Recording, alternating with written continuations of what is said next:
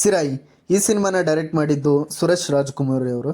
ಇದು ಇತ್ತೀಚೆಗೆ ರಿಲೀಸ್ ಆಗಿ ಥಿಯೇಟ್ರಲ್ಲಿ 3 ಕೋಟಿ ಬಜೆಟ್ ಹಾಕಿ 30 ಕೋಟಿ ಕಲೆಕ್ಷನ್ ಮಾಡಿರೋ ಸಿನಿಮಾ. ಇತ್ತೀಚೆಗೆ OTTಗೆ ಬಂದಿತ್ತು, ನಾನು ಕೂಡ ನೋಡಿದೆ. ಈ ಸಿನಿಮಾನ ರಿವ್ಯೂ ಮಾಡ್ತೀನಿ. ಈ ಸಿನಿಮಾದ ಒನ್ಲೈನ್ ಸ್ಟೋರಿ ನೋಡೋದಾದರೆ, ಒಬ್ಬ ಕರ್ತವ್ಯದಲ್ಲಿರುವ ಕಾನ್ಸ್ಟೇಬಲ್ ಕೊಲೆ ಆರೋಪಿಯನ್ನು ಜೈಲಿನಿಂದ ನ್ಯಾಯಾಲಯಕ್ಕೆ ಕರೆದೊಯ್ಯುವ ಕೆಲಸ ನೀಡಲಾಗಿರುತ್ತೆ.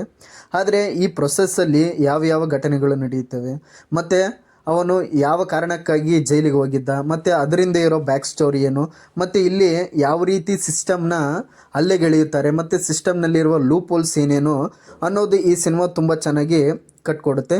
ಇದು ಈ ಒಂದು ಸಿನಿಮಾದ ಒನ್ಲೈನ್ ಸ್ಟೋರಿ. ಈ ಸಿನಿಮಾದ ಪಾಸಿಟಿವ್ ಕಡೆ ನೋಡೋದಾದರೆ, ಇದು ಮುಖ್ಯವಾಗಿ ರಿಯಲ್ ಇನ್ಸಿಡೆಂಟ್ನ ಬೇಸ್ ಆಗಿ ಮಾಡಿರೋ ಸಿನಿಮಾ. ಇಲ್ಲಿ ಒಂದು ಸುಂದರವಾದ ಪ್ರೀತಿ, ಅವರಿಬ್ಬರ ನಡುವಿನ ಅನ್ಯೋನ್ಯವಾದ ಸಂಬಂಧ ತುಂಬ ಚೆನ್ನಾಗಿದೆ.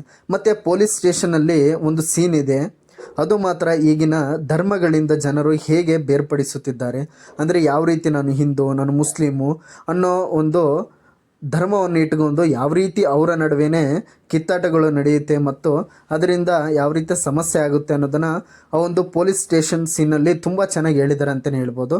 ಮತ್ತು ಈ ಒಂದು ಸಿನಿಮಾದಲ್ಲಿನ ಲವ್ ಸ್ಟೋರಿ, ಇದು ಒಂದು ನಾರ್ಮಲ್ ಲವ್ ಸ್ಟೋರಿ ಆಗಿರಲ್ಲ, ಅದು ಒಂದು ಪ್ರೇಮ ಕಾವ್ಯ ಅಂತಲೇ ಹೇಳ್ಬೋದು, ಆ ರೀತಿಯಾಗಿರುತ್ತೆ. ಸೊ ಈ ರೀತಿಯಾಗಿ ಮತ್ತು ಮುಖ್ಯವಾಗಿ ಮೇನ್ ಲೀಡಲ್ಲಿ ಮಾಡಿರುವಂಥ ವಿಕ್ರಮ್ ಪ್ರಭು ಅವರ ಆ್ಯಕ್ಟಿಂಗು ತುಂಬ ಚೆನ್ನಾಗಿದೆ.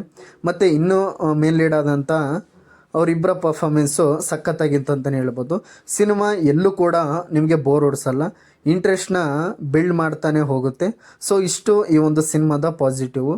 ಮತ್ತು ನೆಗೆಟಿವ್ ನೋಡೋದಾದರೆ, ಲವ್ ಸಾಂಗ್ಸು ಜಾಸ್ತಿ ಆಯಿತು. ಈ ಒಂದು ಸಿನಿಮಾದಲ್ಲಿ ಲವ್ ಸಾಂಗ್ಸು ತುಂಬಾ ಜಾಸ್ತಿ ಆಯಿತು ಅನ್ನೋ ರೀತಿಯಲ್ಲಿ ಅನಿಸುತ್ತೆ. ಯಾಕೆಂದರೆ ಅಲ್ಲಲ್ಲಿ ನಾವು ಮೇನಾಗಿ ಇಂಟ್ರೆಸ್ಟ್ನ ಕಳ್ಕೊಳ್ಳೋದು ಈ ಲವ್ ಸಾಂಗ್ಸ್ ಬಂದಾಗಲೇ. ಹಾಗಾಗಿ ಲವ್ ಸಾಂಗ್ಸು ಸ್ವಲ್ಪ ಕಮ್ಮಿ ಮಾಡಿದರೆ ಚೆನ್ನಾಗಿರ್ತಿತ್ತು.